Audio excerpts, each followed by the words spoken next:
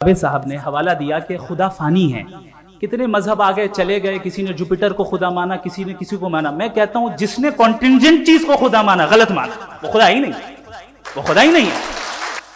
ये तसव्वुर कहीं और का है ही नहीं।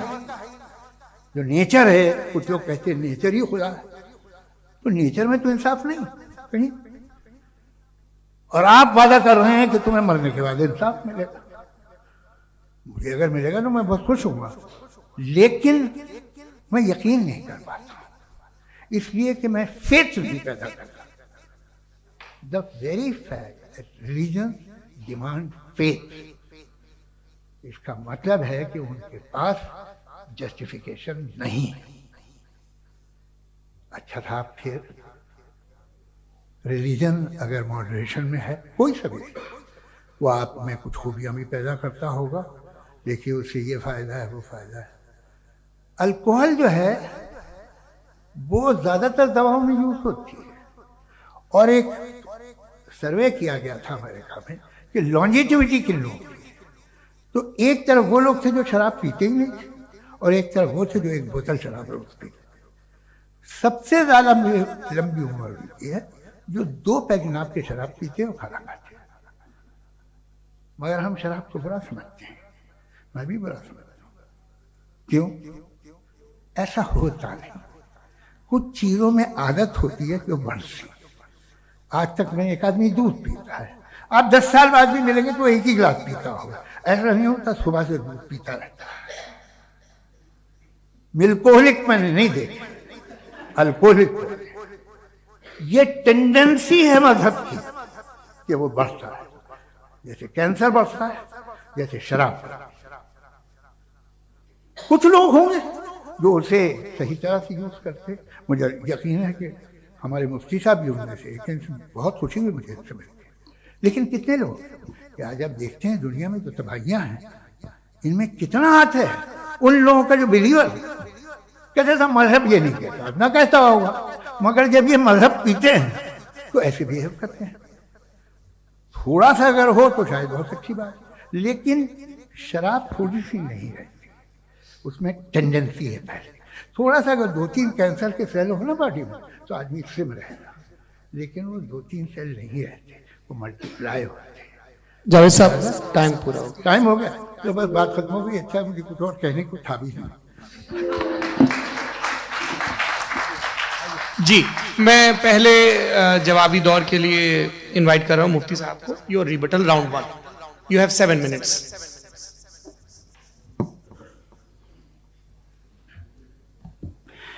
Thank you very much Javed साहब, आपकी बात को सुनकर बड़े महजूज हुए हम लोग। महजूज, do you understand? We enjoyed.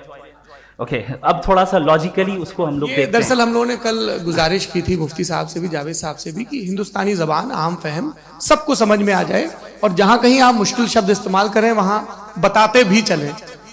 Thank you. तो सबसे पहले हमारे रिस्पेक्टेड जावेद साहब ने हवाला दिया कि खुदा फानी है। कितने मजहब आ गए चले गए, किसी ने जुपिटर को खुदा माना, किसी ने किसी को माना। मैं कहता हूं जिसने कॉन्टिंजेंट चीज को खुदा माना गलत माना, वो खुदा ही नहीं, वो खुदा ही नहीं है। हम तो नेसेसरी बीइंग को साबित करने बैठे हैं, वो नेसेसरी कॉज जो इटरनल है, जो अबदी भी है और अजली भी है। हम किसी और को साबित करने नहीं बैठे। दूसरी चीज उन्होंने कहा कि फेथ एंड बिलीफ, ये एक ऐसी डेफिनेशन है फेथ की जो इन्होंने पहली मर्तबा पेश की है, या माफ कीजिएगा इन्होंने पहली मर्तबा पेश नहीं की है, रिचर्ड डॉकिंस ने पहली मर्तबा पेश की है। मुझे मालूम है ये सोर्स कहां से है। एपिस्टेमोलॉजिकली फेथ और बिलीफ का फर्क आप इस तरह नहीं कर सकते सर। फेथ सही भी होता है, गलत भी होता है। बिलीफ सही भी होता है, गलत भी होता है। जो लॉजिक, रीजन और एविडेंस से बैक्ड होगा वो फेथ सही होगा। और आप जिस फेथ की बात कर रहे हैं कि इलॉजिकल है और उसके पीछे नहीं है, तो we are on the same page. हम नहीं मानते उस फेथ को। जो फेथ ऐसा हो जिसके पीछे कोई लॉजिक ना हो, एविडेंस ना हो, हम नहीं मानते। हम तो उस फेथ के कायल हैं जिसके पीछे लॉजिक हो और एविडेंस हो। तो बिलीफ सही भी होता है, गलत भी होता है, फेथ भी सही होता है और गलत भी होता है। तो आज फेथ और बिलीफ के डिफरेंस पे बात नहीं हो रही है। आज आप चाहे फेथ एक्सेप्ट कर लें या बिलीफ एक्सेप्ट कर लें, आज ये बात होगी कि ट्रूथ क्या है। चाहे ट्रू बिलीफ सही है या ट्रू फेथ सही है और फॉल्स फेथ क्या है और फॉल्स बिलीफ क्या है, बात इस पे हो रही। दूसरी चीज इन्होंने पूछा स्टुपिडिटी फिर क्या है। अगर फेथ रिलीजन स्टुपिडिटी नहीं है तो और क्या है, चूंकि फेथ का मुतालबा करते हैं तो स्टुपिडिटी क्या है। मैं कहता हूं स्टुपिडिटी एथिज्म है। उसकी वजह यह है कि आप एक सड़क पे जा रहे हो और आप किसी गार्डन में जाएं और देखें वहां लिखा है फूलों के साथ I love Javed Akhtar and I really do, I love you sir.